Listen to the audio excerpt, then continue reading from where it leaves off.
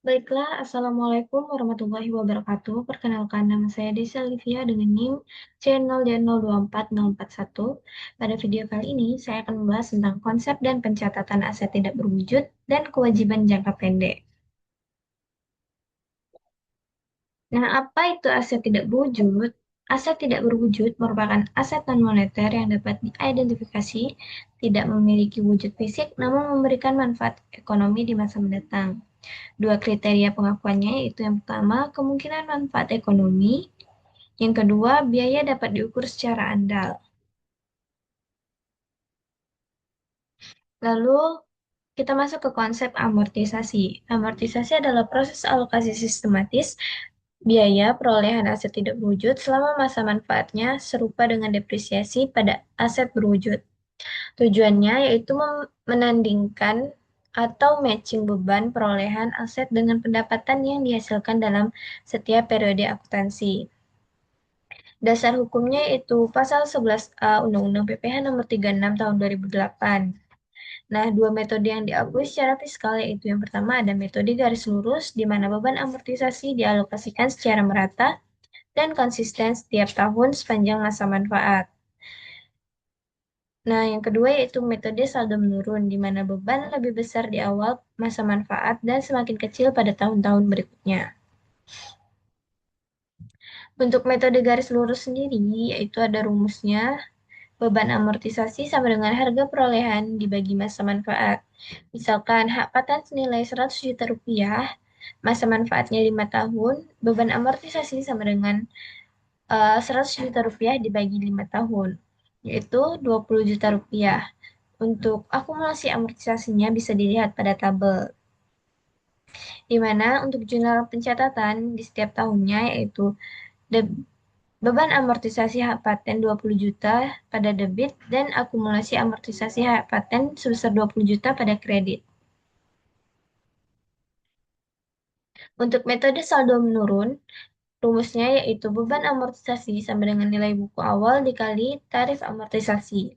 Jadi misalkan hak paten 100 juta rupiah dengan tarif 40%, beban lebih besar di tahun awal dan semakin kecil di tahun berikutnya. Untuk akumulasinya bisa dilihat pada tabel. Nah, secara fiskal Indonesia, nilai sisa buku pada akhir masa manfaat diamortisasi sekaligus, nilai buku menjadi nol. Perbedaan ini menimbulkan beda waktu atau temporary difference yang diperhitungkan dalam rekonsiliasi fiskal sesuai PSAK 46. Nah, kita masuk ke klasifikasi kewajiban jangka pendek.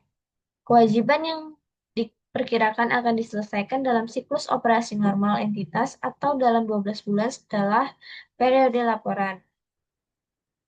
Nah, kewajiban jangka pendek itu sendiri meliputi yang pertama utang usaha, lalu utang wesel, pendapatan diterima di muka, beban akrual, utang pajak, utang dividen, dan utang jangka panjang jatuh tempo, yaitu bagian utang jangka panjang yang jatuh temponya kurang dari 12 bulan.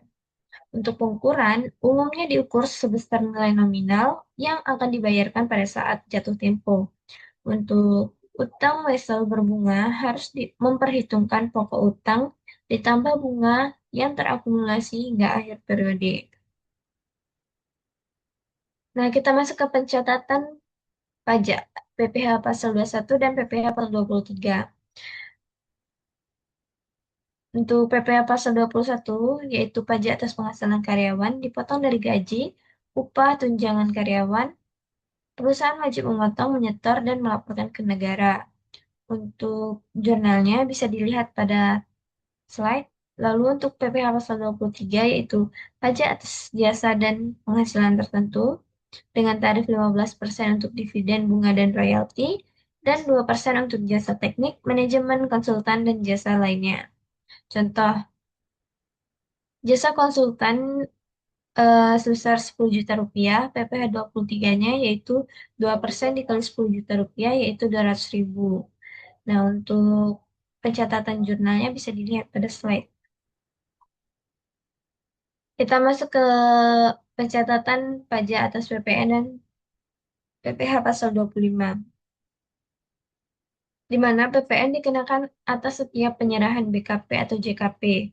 PKP wajib memungut, menyetor, dan melaporkan dalam SPT masa PPN setiap bulan. Contoh penjualan BKP 100 juta rupiah belum termasuk PPN 11%. Contoh jurnal pencatatannya bisa dilihat pada slide. Sedangkan untuk PPh pasal 25 untuk angsuran pajak penghasilan badan, pembayaran dibuka atas pajak penghasilan yang terutang akhir tahun. Dihitung dari PPh terutang lalu dikurangi kredit pajak dibagi 12.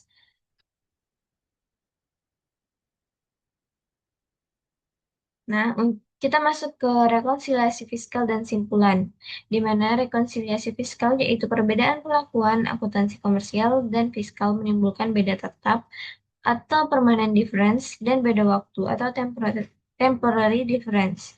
Rekonsiliasi fiskal adalah jembatan antara laporan keuangan komersial dan SPT PPh Badan. Keakuratannya menentukan kebenaran kewajiban perpajakan yang dilaporkan. Pajak tangguhan wajib diperhitungkan sesuai PSAK 46.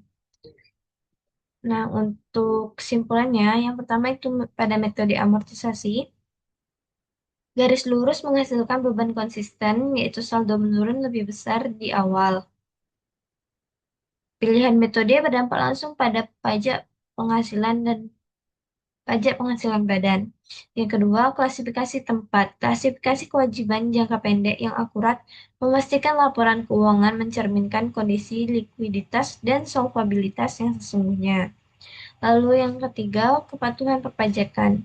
Pencatatan PPh 21, 23, PPN, dan PPh 25 yang benar menghindari sanksi administrasi maupun sanksi pidana perpajakan. Nah, mungkin sekian materi yang dapat saya sampaikan. Saya ucapkan terima kasih. Wassalamualaikum warahmatullahi wabarakatuh.